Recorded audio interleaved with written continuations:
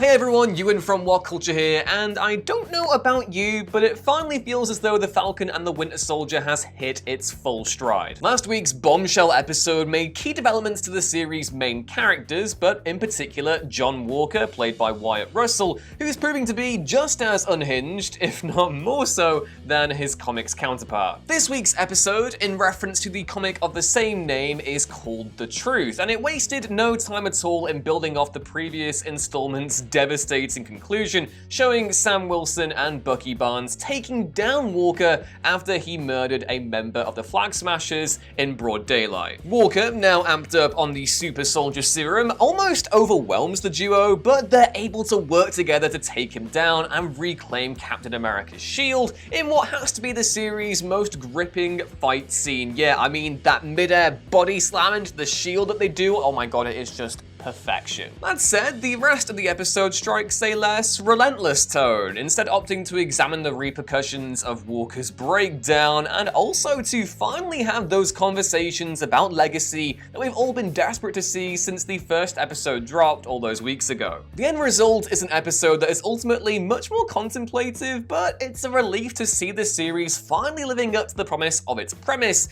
even if it's happened so close to the finale. One thing that is of particular note in this episode, though, is the debut of a specific character. After Walker is reprimanded for all the nonsense he got up to in Latvia while being Captain America, he is stripped of the title and receives an other than honorable discharge from the US Army, but he's then approached by a mysterious woman in boots and sunglasses with a streak in her hair. Said woman, played by the ever-brilliant Julia Louis-Dreyfus, introduces herself as La Contessa Valentina Allegra de la Fontaine, but you can call her just Val, but don't say it aloud, and she lends a sympathetic ear to Walker's case. Before leaving, she gives him her card, saying that he should get in touch and even encouraging him to reclaim the shield yet again. Yes, as you may have guessed by now, La Contessa is actually a fairly significant character in Marvel Comics and is most well known for her relationship with Nick Fury as an agent of S.H.I.E.L.D. during Jim Steranko's seminal run on the character in the late 60s and early 70s. She was originally going to make her live-action debut in Black Widow, and the signs are all there that she's set to make a big splash in the MCU going forward. So, who is La Contessa? Well, the character was introduced in 1967's Strange Tales number 159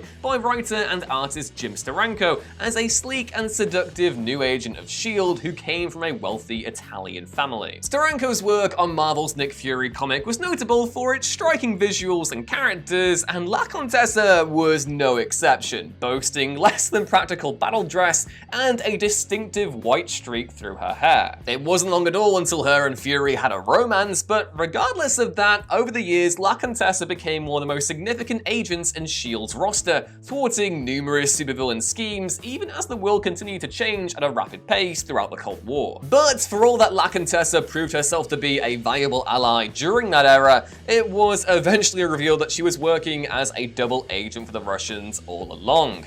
Jonathan Hickman and Stefano Caselli's Secret Warriors series, which you should all go read because it's amazing, also dropped the bombshell that La Contessa had actually joined Hydra, where she then assumed the title of Madam Hydra, which is like the main Hydra title. Hilariously though, she then also betrayed Hydra to become a triple agent working for the organization known as Leviathan until she eventually handed herself over to the authorities, with Fury having been able to outplay both groups. Because he's Nick Fury and that's kind of what he does. The series ends with Fury still unable to shake his feelings for Fontaine, preparing to break her out of prison because gosh darn it, old Nicholas J is anything if not a romantic for a Cold War triple threat. What does this all mean? Well, essentially La Contessa is the quintessential Cold War spy. Duplicitous, resourceful, and with her own ambitions, she remains one of the most important characters in Marvel's espionage books, which makes it a bit of a surprise actually that it's taken so long for her to make the leap to the MCU. What matters now though is that she's actually in the series, and there's still a lot that the comics, plus what we know of her role in Black Widow so far, may inform us about what her motivations with Walker are, more specifically. Interestingly, but also expectedly, La Contessa didn't reveal who she was working for in her introduction this week, only stating that Walker taking the serum has made him, quote, very valuable to certain people, which you'd have to assume she's working either with or for. With that in mind, it would probably be safe to assume that this incarnation of La Contessa doesn't have anything to do with S.H.I.E.L.D. She may have been a former agent, absolutely, but the implication in this scene is that she serves a different organization, and one that could potentially be recruiting enhanced individuals to carry out their wishes. That might sound like a bit of a leap, but remember that the character was initially due to make their debut in Black Widow, which was also meant to be the first installment of the MCU's fourth phase. I may be totally misreading this scene, but her introduction in this week's episode I thought was done in such a way that assumed familiarity on the audience's part, leading in with her footsteps first before panning upwards to reveal her face, so one would assume she's already done something similar in Black Widow. How or when she appears in that film, though, is still unknown. Flashbacks are still a distinct possibility that can't be ruled out, and I mean, seeing La Contessa doing super spy stuff in the Cold War would be great to see, but given the expectation that the Thunderbolts look likely to be introduced in the MCU's future phases, it's worth considering that La Contessa may have already recruited the antagonist of Black Widow,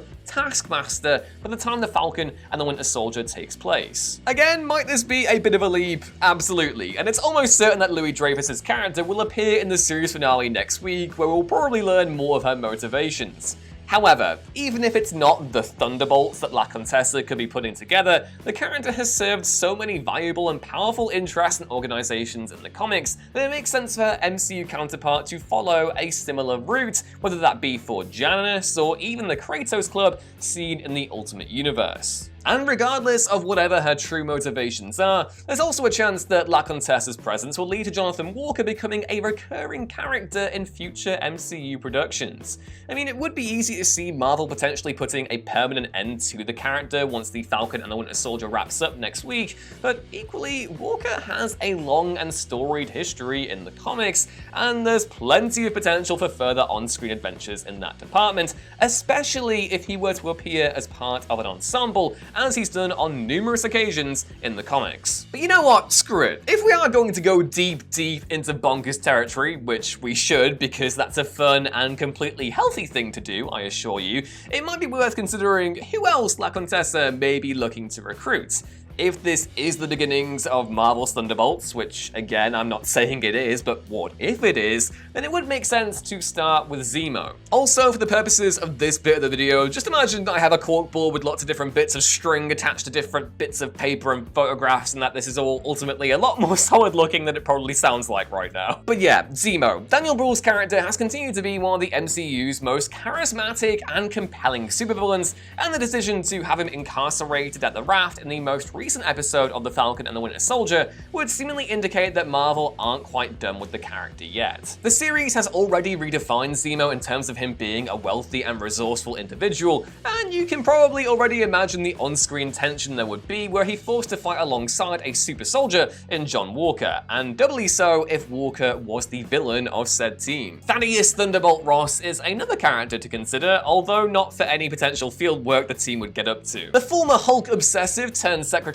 of State made clear his distrust for superheroes during the events of Captain America Civil War, but there's no indication that he's still not the power-hungry individual he was in both the Incredible Hulk movie and in the comics. Further still, Ross is another character who's had a big history with the Thunderbolts, even becoming Red Hulk and serving in the field as the team's heavy hitter. Other candidates to potentially consider include the aforementioned Taskmaster, whose fate coming out of Black Widow we're still waiting on, Erin Kellyman's Carly Morgenthau because she has been great in The Falcon and the Winter Soldier, Abomination because we all love a bit of Tim Roth, right? And potentially even Ghost from Ant-Man and the Wasp. Again, I can't say this enough, it is probably way too early to be talking about the Thunderbolts, but when a shadowy figure from Marvel Comics moves to recruit an unstable Captain America for their own gain, it's natural to wonder what Marvel may have in store next. And yeah, that was everything you need to know about La Contessa after her debut in this week's Falcon and the Winter Soldier. What do you think she's really getting up to? Let me know in the comments below, and while you're down there, it would be great if you could drop the video a like if you enjoyed it, subscribe for more, and head back on over to whatculture.com to find more of this sort of thing every day. Remember, I've been Ewan, have a great day,